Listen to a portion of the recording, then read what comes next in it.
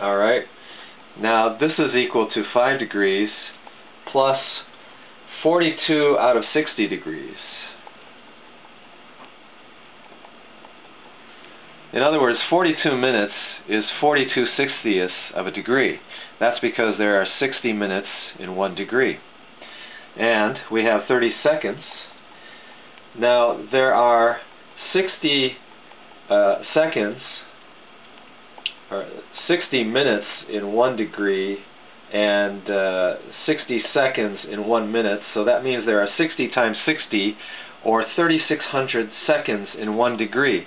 So 30 seconds is equivalent to, in degrees, 30 out of 3,600 degrees. Alright, so I'm changing everything to degrees here.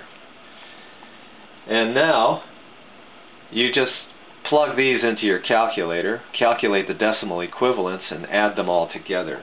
So what you're getting is 5 degrees plus 0.7 degrees plus 0.00833 degrees,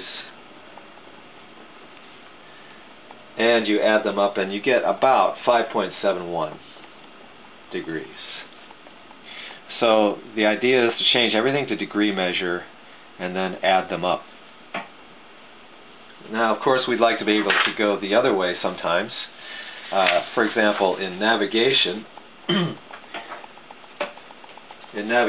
they quite often, some people still use the old traditional degrees, minutes, and seconds. Well, let's, for example, take 72.18 degrees. So this is in decimal degree format, 72.18 degrees. I want to change that to degrees, minutes, and seconds. Now with a calculator, it's easy. I just enter 72.18 and press arrow HMS, or that means convert from decimal into hours, minutes, and seconds format, or degrees, minutes, and seconds format, and I get 72.1048. That stands for 72 degrees, 10 minutes, and 48 seconds on my calculator. Now, this is an old HP 28S, which came out in the late 80s, and they don't make these anymore. And your calculator may work differently, so consult your user's manual to be able to find out how to do this on your calculator. Alright, but if you don't have a calculator, then you'll have to do it by hand. So, you take your 72.18 degrees and change that, or rewrite that, as 72 degrees plus 0.18 degrees. And this is equal to 72 degrees plus 0.18 degrees. And then I'm going to multiply that by 1. But I'm going to choose my 1 to be 60 minutes over 1 degree. Like that. This does equal 1 because 60 minutes equals 1 degree. So I have equal divided by equal equals 1. Now the point of doing this is to cancel the degrees out. As you can see, the degrees here in the denominator, and I can cancel the degree measures out, and this will convert into minutes measure. Alright, that's what I want. I want degrees, minutes, and seconds. Oh, where's the seconds? Well, we'll deal with that after we do this. We may not need to, but let's see what happens. Alright, so we enter this on our calculator. Just go 60 times 0.18, and you'll end up with a minute figure. So this is 72 degrees, and 60 plus, or rather 60 times 0.18 is 10.8. So I've got 72 degrees plus 10.8 minutes.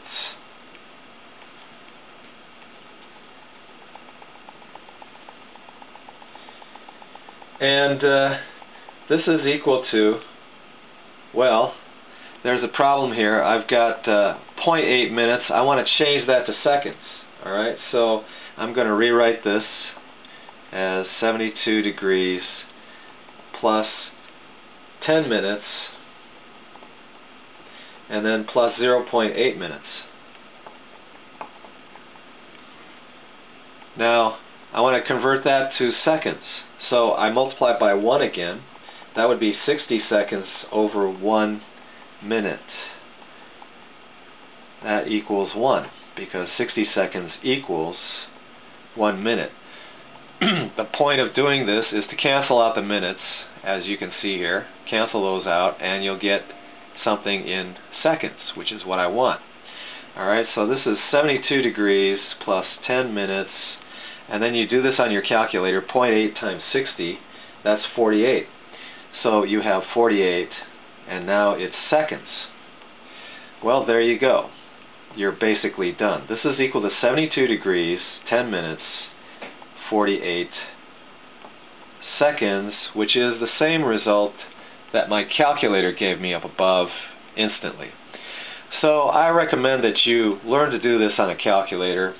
That way you won't have to spend a lot of time doing it by hand. Alright, this is something we used to do in grade school when I was a little kid, doing these by hand, and nobody enjoyed doing that, but at least we knew how to do that if we needed to.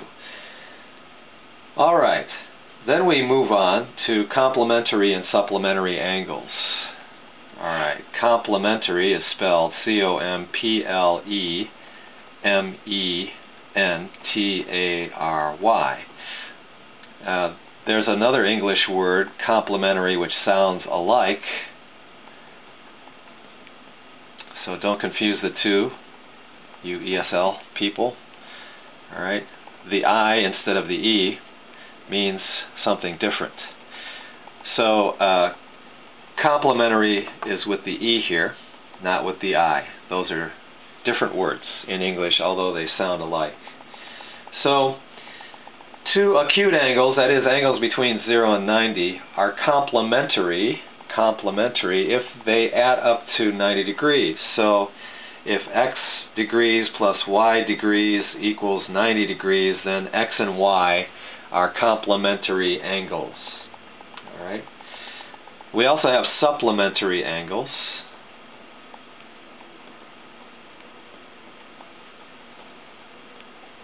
And they add up to 180. So x degrees plus y degrees equals 180, which means that x and y are supplementary. If you get a question on a test saying find the complement of 80 degrees, that means find the angle which added to 80 degrees gives you 90 degrees, so they're complementary. The question will say find the complement of.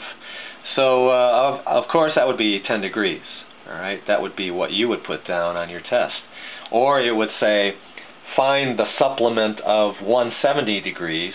Well, that would be 10 degrees, because 170 plus 10 add up to 180. So it may ask you find the complement of or find the supplement of, and if you see either of those words, you'll know what you need to do. It's not going to tell you exactly what they mean, so you're going to have to memorize these definitions before we take our test. Alright, now let's move on to another topic. That's radian angle measure. We mentioned radians before, and radians are often used in science, engineering, higher mathematics instead of degrees, even though many people are comfortable with degree measurement. In science, we use radians more than we use degrees.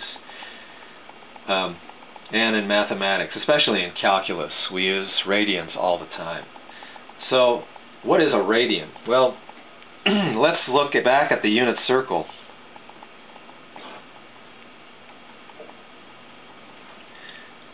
Radius 1. A circle of radius 1 centered at the origin. Alright, what we do is measure an angle moving counterclockwise, an arc on this circle of length 1 unit.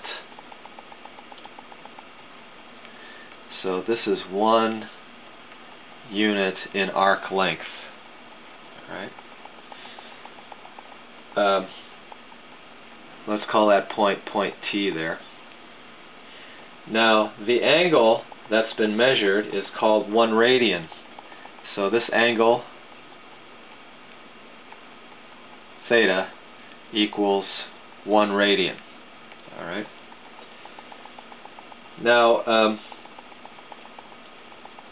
the word radian comes from the word radius.